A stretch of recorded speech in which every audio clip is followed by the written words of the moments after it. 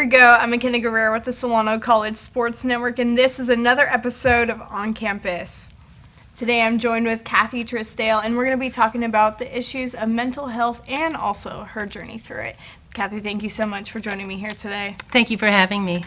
So we all have a story, and you battled something of mental health, and you also want to help people kind of overcome it as well. Can you kind of explain to us your journey first, though? Sure. Well, first of all, I want to say that I am not a mental health caregiver. I'm not qualified to diagnose or treat any diseases. I'm just here to talk about my own story.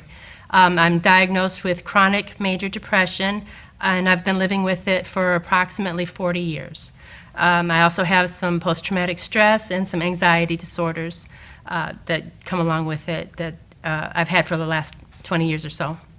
And when did you kind of realize that you were suffering from chronic depression? Well, I had a clue in my childhood as puberty started. But as I approached childhood or adulthood, and realized that I wasn't quite fitting in with the other people my age, and I felt isolated and was withdrawing from society, withdrawing from my family, not doing the things that I used to do to enjoy myself. I was curious about what was going on, so I talked to my doctor, went through a battery of tests, and was diagnosed with the depression. Did your family kind of notice it first, or did you yourself? I noticed it myself. My family, I'm the youngest of 7 children, so I kind of was in the background.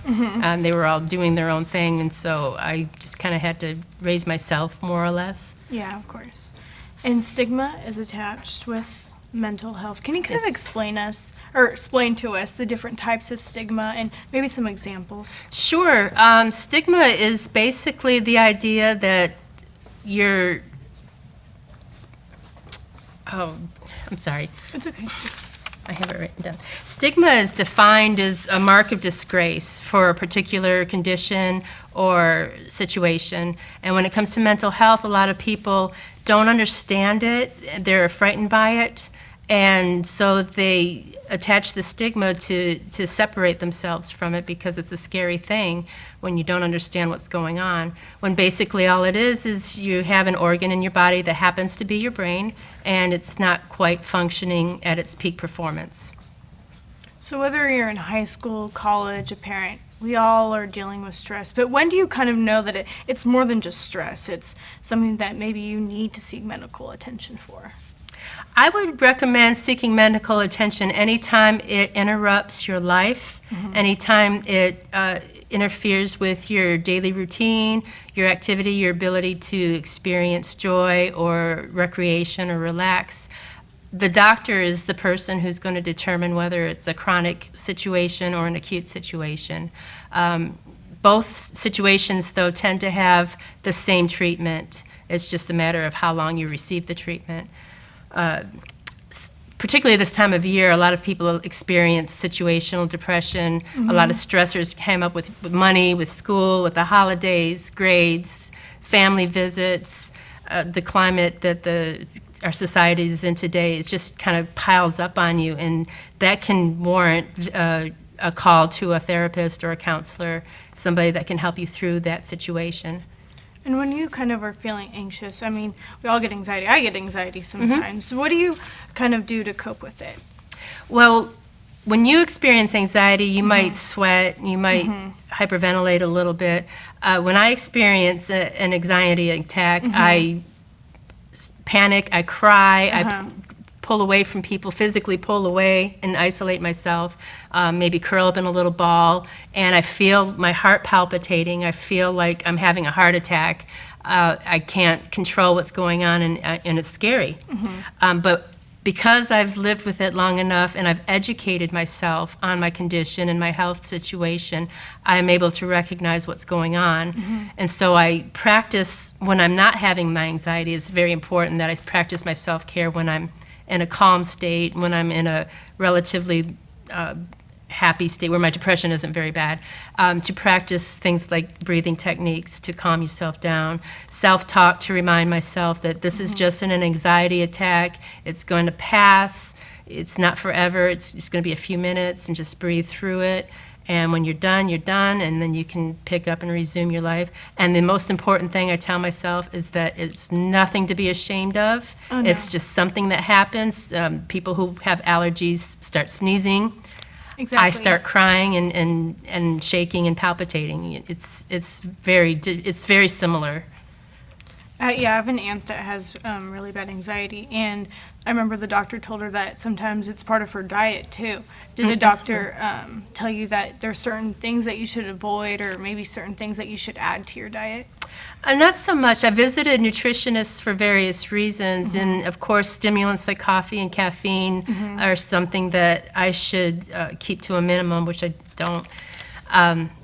But in general, a healthy diet, plenty of exercise, good sleep is good advice for anybody, whether you have a mental illness or you have no illness whatsoever. It just provides you, when you have an illness, it provides you with a stronger body and a better capacity to deal with the symptoms as they arise. So to make sure that we are aware, what symptoms or signs should we look for into someone so we can make sure that they get the proper care before it gets out of hand? Well, again, I can pretty much only address depression. Oh, no, yeah, of course.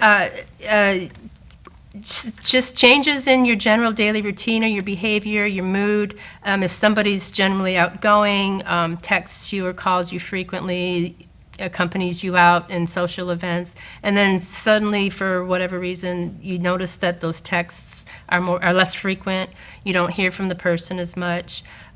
Any changes in behavior that are radical like that should be at least questioned. Hey, are you doing okay? What's going on? And you want to talk about it. And it's also important that you don't judge, you don't try to fix the problem. They say, can't you just snap out of it? Because that's one of the worst things you can tell a person with depression. And just be there to listen to them. And if you get the sense that it's something more problematic than just a bad mood or maybe suffering a loss or acute grief, then suggest that maybe they reach out to a crisis hotline, or if they have access to a therapist or a psychiatrist, that they might want to consider doing so. I mean, we're all college students here, and sometimes we can't afford to go to a therapist or anything. But there's ways to get help on campus. Can you kind of explain that? Absolutely. To prepare for this, I went over to the Student Health Care Center. And unfortunately, Solano Community College does not have a mental health care provider available to our campus. However, the staff there is very knowledgeable about programs that are offered throughout the county that people can use to get help. They have different handouts, and the biggest and most impressed source that I found was the ability to text the word courage to 741-741. And you'll be able to text your problem or your crisis to a trained counselor. A lot of people feel more comfortable texting rather than speaking on the phone or speaking in person. So that's one of the resources. But if you visit them, and the nurse also, I want to interrupt here too. The nurse pointed out that a lot of people don't know where the Student Health Center is. Yeah. It's annexed to Building 1400. If you're facing, and I'm directionally challenged. No. So if you're looking at the building where the student government office is, go to the left. Okay. And it's all the way at the end of the building. It's got its own separate entrance, and they are more than equipped to direct you in the place that you need to go. And you created a website. I did. Can you tell us about that? Well, I'm still curating it, but it's called mentalwellnessfortherestofus.com. And basically what it is just a page with different links for people to find mental health or any kind of crisis help if you are marginalized in some way, be it non-cisgendered, African American, trans youth, all the people that are marginalized by our society in other ways in addition to being mentally ill. And I'm trying to curate that and get as many links and blog posts on there as I possibly can. But again, that's mentalwellnessfortherestofus.com. Have you started the blog yet? I have not blogged anything on there yet. No, I have not. Do you know what your first kind of topic is going to be? I'm thinking self-care is a very important topic to address. A lot of people don't know what self-care is. It falls back on the self-stigma of, I should be able to snap out of this, I should be able to do better, I felt better yesterday, why don't I feel better today? And self-care is a very important tool to use to track your mood and how it changes and what else is changing in your life that might correlate to those changes. And then you can address how to take care of yourself to maybe avoid those triggers or to preemptively calm yourself when you know that a panic attack is imminent. And Kathy, what advice do you have to give to someone that's maybe going through a mental health illness, or maybe someone has a loved one that's going through it? Again, don't be harsh on yourself. We tend to treat others with more compassion than we treat ourselves. So if you feel like you're having a mental crisis or a mental or emotional health event, be kind to yourself and love yourself. Accept yourself for who you are. I just read a tweet from one of the co-writers of Rick and Morty, and he basically tweeted to own it. Your feelings are real, even though what you're thinking isn't real. For example, if you're feeling, my life isn't worth living, that's a valid feeling, and you should not throw that away, even though the thought itself is not true. You have to address it, you have to own it, and then maybe work it out. And one of the ways he suggested that you do that is to write it out on a piece of paper, read it, and then burn it. Another attempt there, or another technique that I like to use is that I created, this was years ago, I created a Facebook page under a false name, and then used that page to create another page, and then I would blog all of my feelings, and, you know, I hate myself, you know, my depression is killing me, those kinds of things. And it just kind of got it out there in the world for whoever might come and see it. Maybe they felt the same way, and just seeing somebody else feel that way is so reassuring, because you feel so isolated and you feel like you're the only person in the world who has this situation. And so it's really important to talk about it. And again, it's also important to talk about it candidly and publicly to help erase that stigma that comes attached to mental health and mental wellness. Did anyone ever message you or thank you kind of for, you know, opening up to everybody? 'Cause Absolutely. It's hard to do. Yes, absolutely. They come to me and they say, you know, thank you for saying this. I thought I was the only one. I don't know how you figured this out, but, you know, if you could help me find my path or help me build a self-care plan, I would really appreciate it. So I kind of talk to them, share my own story with them like I'm doing here today, and kind of work with them within craft, because everybody's different and we all need our own unique self-care plan, but there's some basic structure to it that's consistent with everybody.